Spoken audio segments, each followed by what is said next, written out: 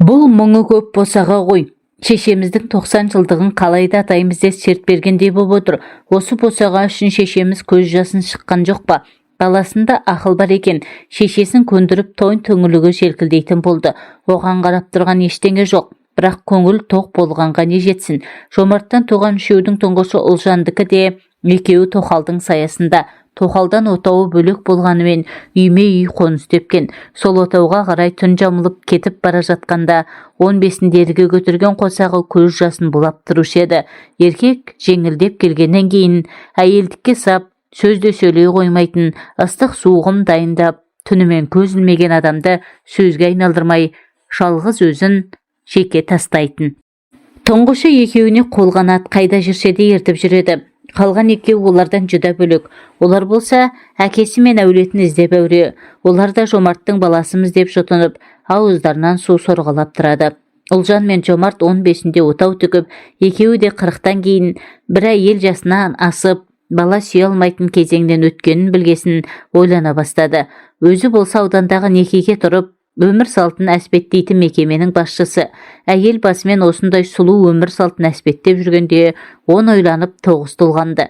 Осы қасиетті босағаны қайтсе де құтсыз қалдырмауды ойлады. Жомарт соғысқа қатысқан аудандағы дырдай бір мекемеде қызметі бар. Ағайын арасында беделді ат ұстайтын ат белгілігі тағы бар. Ат ұстап ағайынның көңілін аулау жағы жалпы.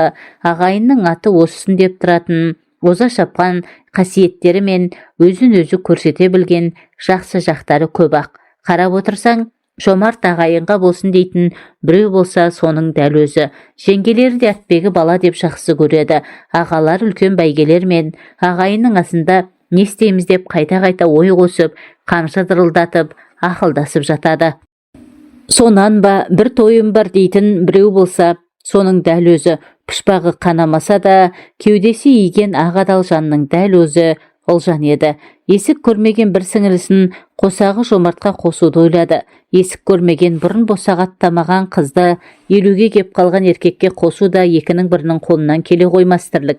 Некеге тіркете салу қиын емес. 30 жыл бір көрпені жамылған еркегін басқа босағаға өз қолмен шығарып салу қиынның қиыны. Әйелі үшін ЗАГСтың шекарасынан өтуден асқан азап бар ма? Дос жаранына той-томалақ жасап некесін қиғасын тоқалдың үйіне босағаттарда Ұлжанның айтқаны. Осының бәрін мен жақсыдан тұяқ қалсын деп істеп отырмын. Сенің босаған құралсын деп отырмын. Әйтпесе мен кімнен кеммін деп көз жасын сығып ботадай боздап алды. Сол сәт Жомарт, бүгін бармай-ақ қояйыншы, басқа күні барармын деп жауырыны күжірейіп. Жоқ, ол да әйелі ғой, ол да күтіп отыр. Сен бір барғасын мен де үйренермін. Сөйтіп үйден итеріп шығарғандай болды. Сол күні кеш келді. Ұйқысы шала, жан дүниесі самарқау. Бірақ ыстығын істеп, алдынан кесе көлденең өтпеді. Еркектігін атқарып келсе де, әйелдің алдында өзін өр санады. Кәрі қыздың ыңырсыған дауысы ыңыранып құлағында тұрғанда 40 жыл жұптасқан жұбайының ыстық сорпасы мен тары көжесі тағы дайын тұрды. Тоқал бәйбішенің мекемесінде еден жуушы еді. Оны да бір апта жұмысынан босатты. Ол да алаңсыз көңіл қошумен айналысып, ерлі зайыпты боп күн кешті. 1-7-ден кейін Ұлжан көргенділік танытып кәрі сіңілісін үйіне шақырды. Обалы не керек, жақын сіңілісі ғой. Қолдаяққа тұрмай жаны шырып жүгіріп жүрді. Босаға көрсетпегеніміз көргенсіздік болар. Үлкен босағаны көрсеттік, келіп кетіп тұр. Түбі тұрақтайтыны осы босаға болар деді Жомартқа. Осы ақылдың бәрі қайдан шығады? Сенен басқа ел болса осыған барар ма еді? Құдай бедеу қылғасын, амал бар ма? Ол сенің мінің емес, сен бедеу емессің. 10 бала туған әйел сенің жібіңді есе алмайды. Тоқал қолдаяққа тұрмай жүгіріп жүрді. Алғашқы күні Жомарт салулы төсек салқын үйден қайталмай қалды. Ерінің үйден кеткені емес, келгені жанын қинады.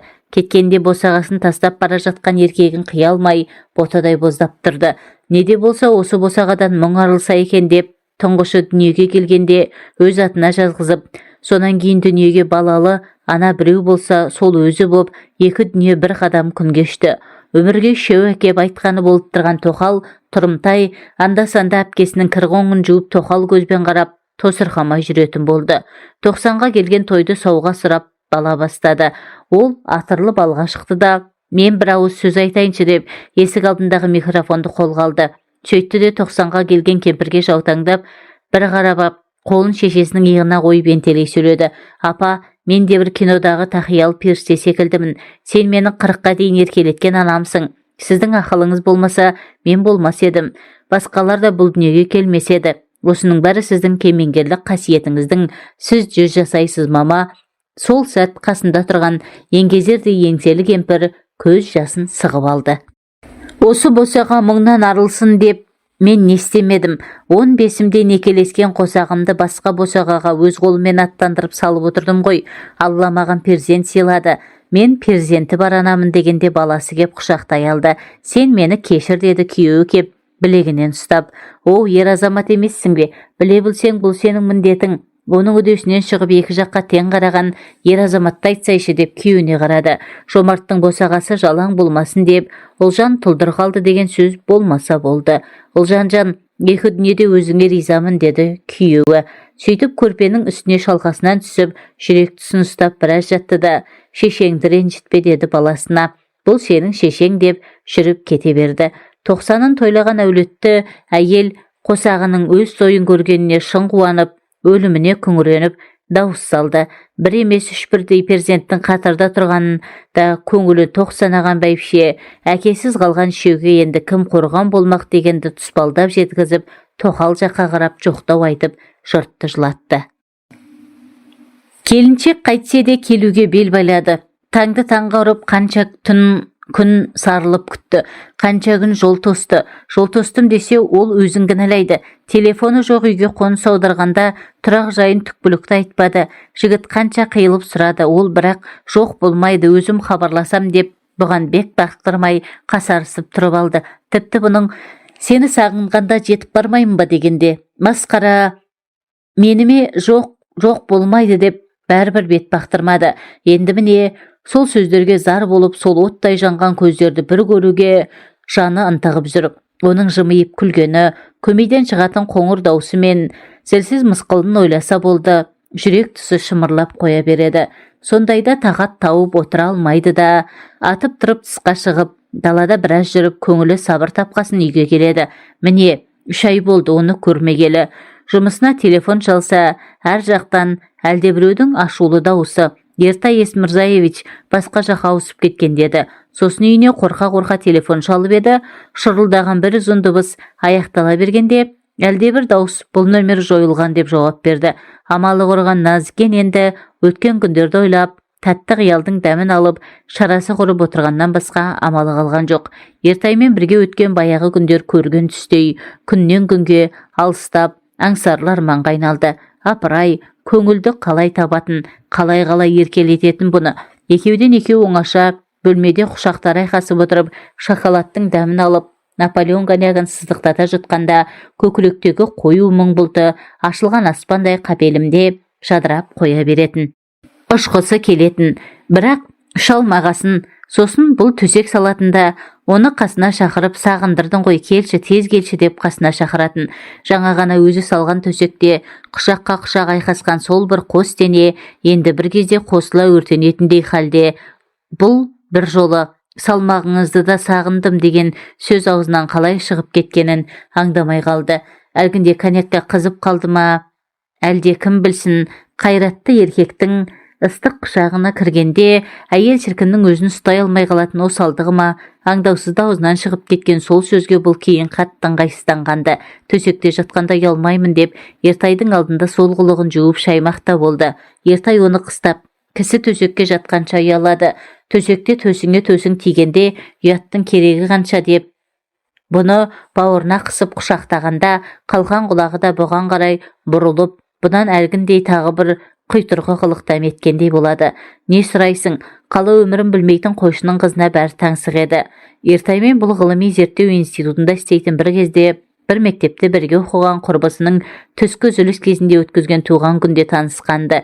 Дегеннен ақ бұны шырқы үйіріп әкетті. Италия ариясын айтты, сосын көктемде құлпырған ерекше түр тұлғаң деп шырқады.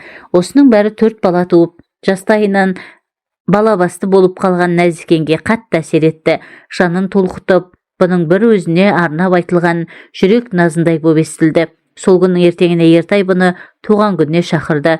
Басы аяғы 1 сағат, бірақ сол небәрі 1 сағат Бірақ сағатта бәлен сағат кештің әңгімесі айтылып, әні шырқалды. Ертай жұмыс істейтін мекеме ойын сауығы көп жер екен.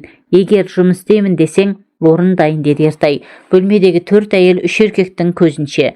Бұл өзінің 10 жылдық мектепке бітіргенін айтты. Бұларды компьютерші лаборант деген жұмыстар бар екен. Соның қайсысына да зерек нәзікен әрине шырақ үйрер еді. Бірақ болар болмас айлыққа бола бір мекемеде күнде кездесіп жүріп, ертеңгі күн Ертайдан айырылып қалудан қорықты. Көңіл татулығының баяндылығы болса, ең абзалы алыстан сыйласқан. Енді міне, бұл осы бір адамды көрмесе тұра алмайтын халге жетті.